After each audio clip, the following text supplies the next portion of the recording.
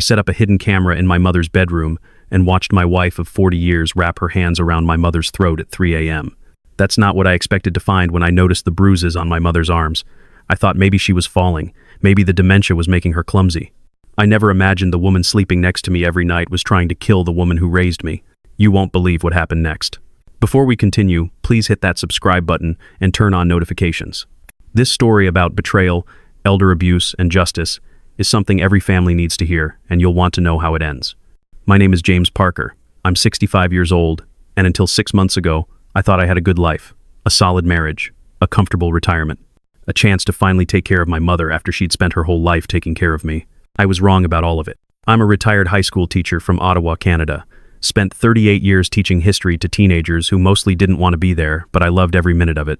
My wife Victoria and I raised 2 kids in our little brick house in Nepean. Our daughter Sarah lives in Vancouver now, works in tech, visits twice a year if we're lucky. Our son Michael died 8 years ago. Cancer. He was 34. That loss changed everything for Victoria and me. But we made it through. At least I thought we did. My mother, Eleanor, is 85, sharp as a tack most of her life, but about 2 years ago we started noticing things. She'd forget where she put her keys, call me by my father's name. Once she left the stove on and nearly started a fire in her apartment. The doctor said it was early-stage dementia. Not severe, but it was there, progressing slowly. She could still hold conversations, remember most of her life, recognize all of us. But she needed supervision. She couldn't live alone anymore. Sarah couldn't take her. Vancouver's expensive, her condo is tiny, and honestly, she's never been close to my mother. They had some falling out years ago over something I never quite understood. So last October, Victoria and I made the decision together. Or so I thought. We'd bring Mom to live with us. We have the space. I'm retired, home all day. Victoria works part-time as a bookkeeper, just 3 days a week. It made sense. I remember the conversation at our kitchen table on a rainy Tuesday morning. Victoria was reading the newspaper, sipping her coffee. I brought it up. I think Mom should move in with us, I said. She can't manage on her own anymore, and I don't want her in some facility where they don't care about her. Victoria looked up from the paper. Her reading glasses were perched on her nose, that expression she gets when she's thinking. Are you sure, James? That's a big commitment. Your mother can be difficult. She's my mother, I said. She took care of me my whole childhood. It's my turn now. Victoria folded the newspaper slowly. All right, if that's what you want. But you'll need to be the primary caregiver. I have my work, my book club, my yoga classes. I can't be here all the time. I know, I said. I'll handle it. Thank you for understanding. She smiled. That smile I'd seen 1,000 times over 4 decades. Warm, supportive, the smile of a partner who had your back. Looking back now, I wonder if I ever really saw what was behind that smile. Mom moved in the first week of November, right after Remembrance Day. We set up the spare bedroom for her, the one that used to be Michael's room. Victoria helped me move furniture, pick out new curtains, make it comfortable. We brought Mom's favorite chair, her photo albums, her television. She seemed happy, confused sometimes, but happy. She'd sit in that chair and watch her game shows, call out answers to Jeopardy, laugh at Wheel of Fortune. Those first few weeks were good. I'd make breakfast for the 3 of us every morning. Oatmeal for Mom, toast for Victoria, eggs for me. We'd eat together, talk about the day ahead. Mom would sometimes tell the same story twice in one meal, but that was okay. I'd listen like it was the first time. After breakfast, Victoria would head to work on her bookkeeping days, and I'd spend time with Mom. We'd do crossword puzzles, watch old movies. Sometimes she'd tell me stories about when I was a kid, things I'd forgotten or never knew. Those were precious moments. But then around mid-December, things started to change. It was subtle at first. Mom seemed more tired. She'd sleep later in the morning, sometimes not getting up until 10 or 11. I figured maybe it was the adjustment to a new environment. Maybe the dementia was progressing. Then I noticed the bruises. It was a Tuesday morning. I went to help Mom get dressed and saw dark purple marks on her upper arms, like someone had grabbed her hard. 4 distinct finger marks on each arm. Mom, what happened? Did you fall? She looked confused, touched the bruises gently. I don't remember, she said. Maybe I bumped into something? I helped her into her sweater and made a mental note to watch her more carefully. The dementia was making her unsteady. I'd need to be more vigilant. 2 days later, I found more bruises, this time on her wrists, then on her shoulders, always in places that would be covered by clothing. I started keeping track, taking photos with my phone when Mom was in the shower, documenting dates and locations. Something wasn't right. Victoria noticed me taking the photos one afternoon when she came home early from work. What are you doing? Documenting Mom's bruises, I said. I'm worried she's falling more than I realize. Maybe we need to talk to her doctor about it. Victoria looked at the photos on my phone, her face unreadable. Old people bruise easily, James. It's probably nothing. But yes, maybe mention it to her doctor. I made an appointment for the following week. But before we could go, something else happened. I woke up one night around 2 a.m., insomnia, which I'd been dealing with more since Mom moved in.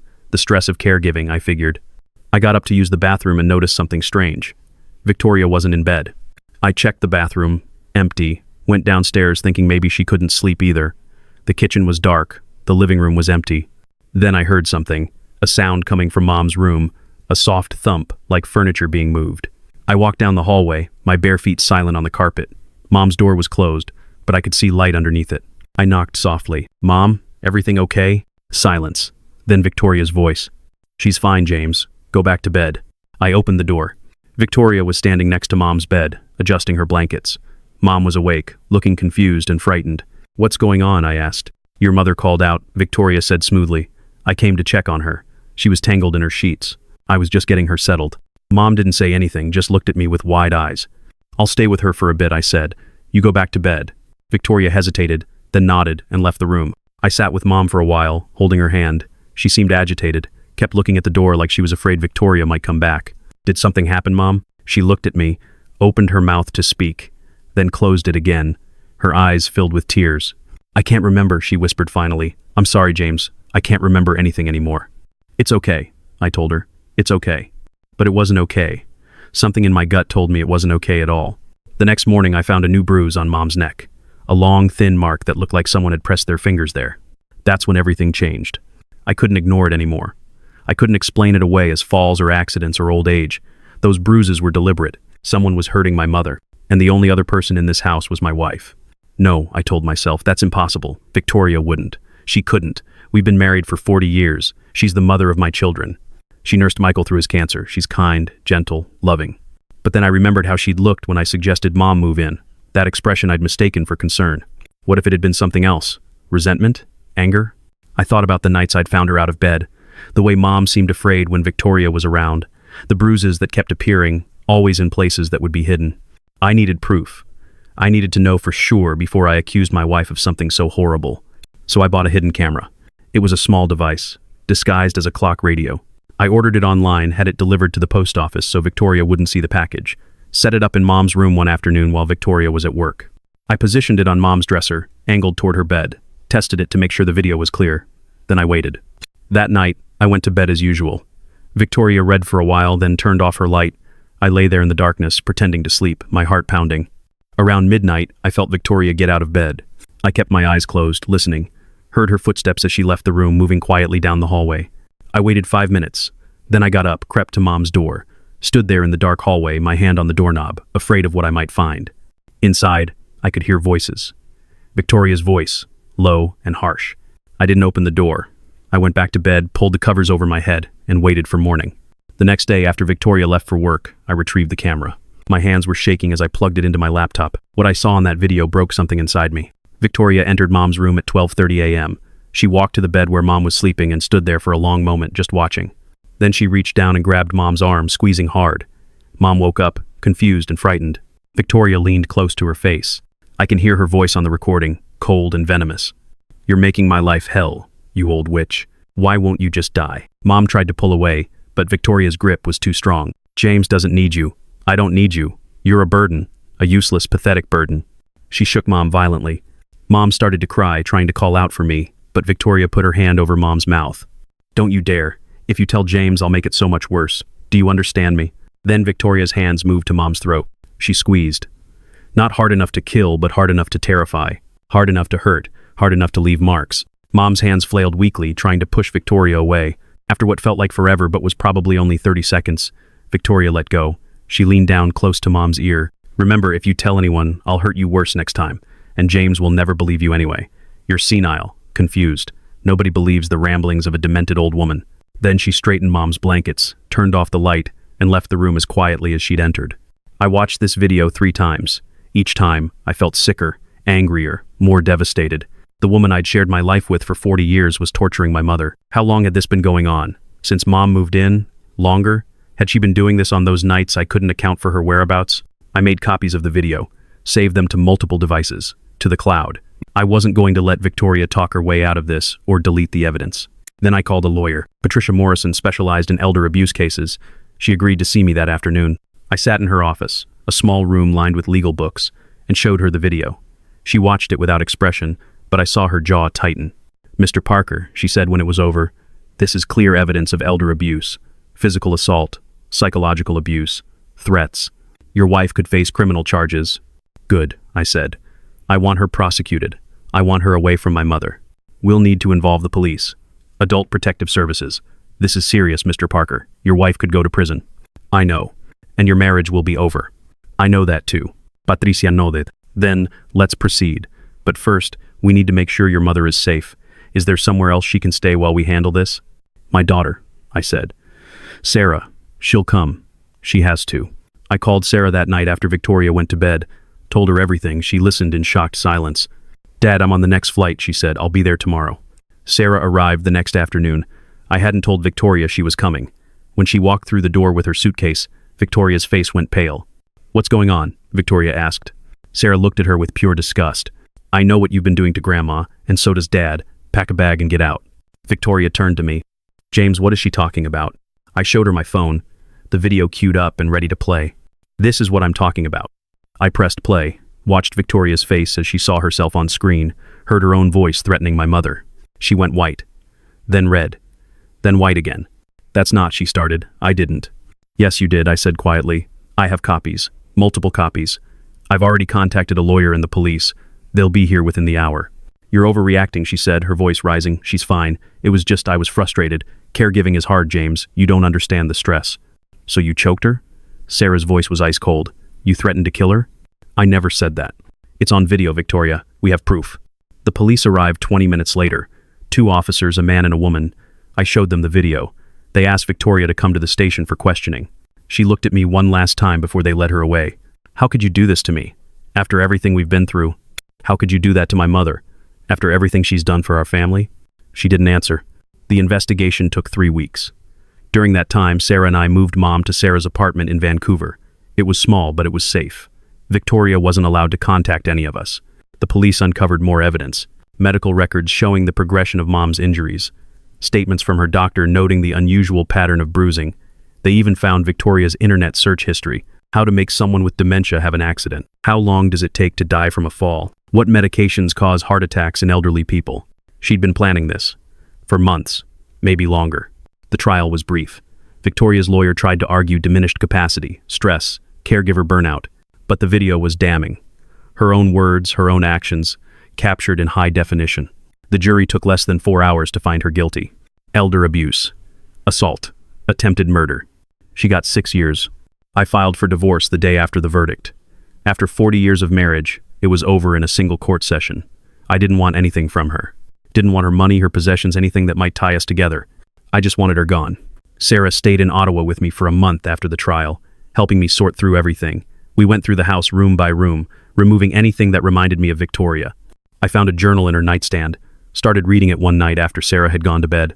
The entries were chilling. She'd been planning to hurt Mom from the beginning.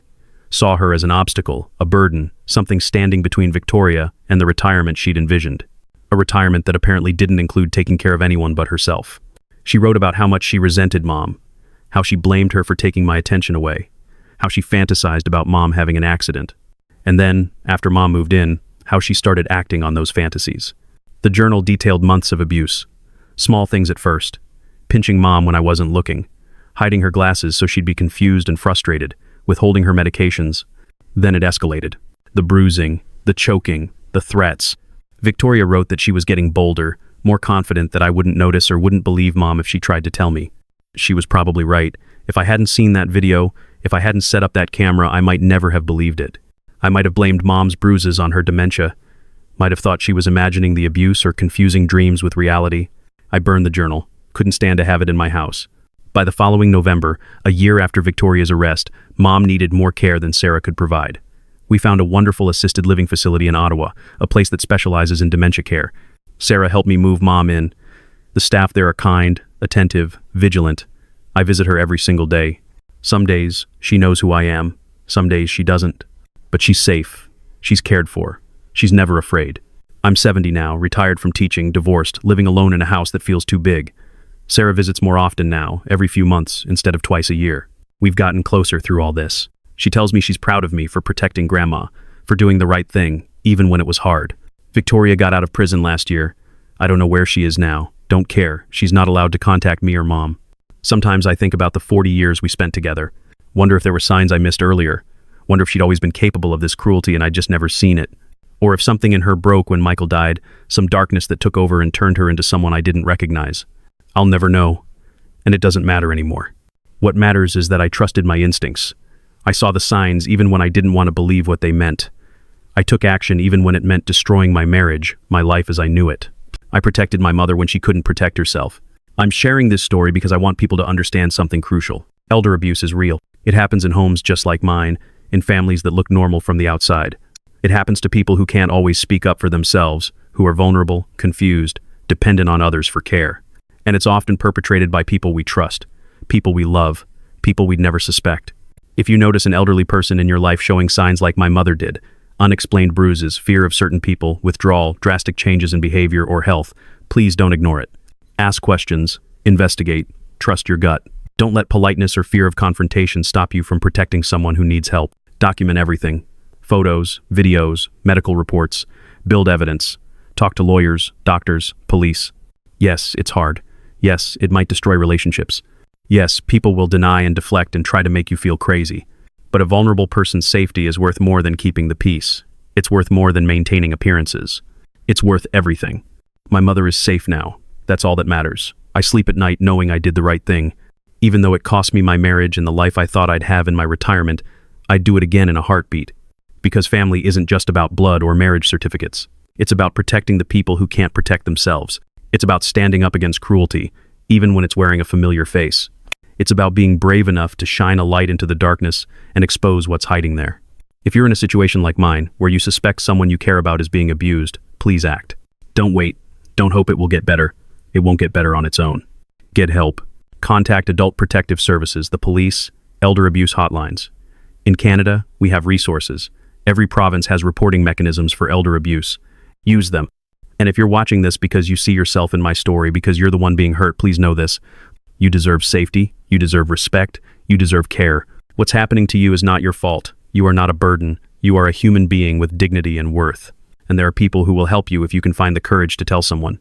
To anyone who made it through this whole story, thank you for listening. Thank you for caring. Share this if you think it might help someone. Talk about elder abuse. Don't let it stay hidden in the darkness where it thrives. Be vigilant. Be brave. Be the person who speaks up. Because silence protects abusers. Truth protects victims. And in the end, truth is all that matters.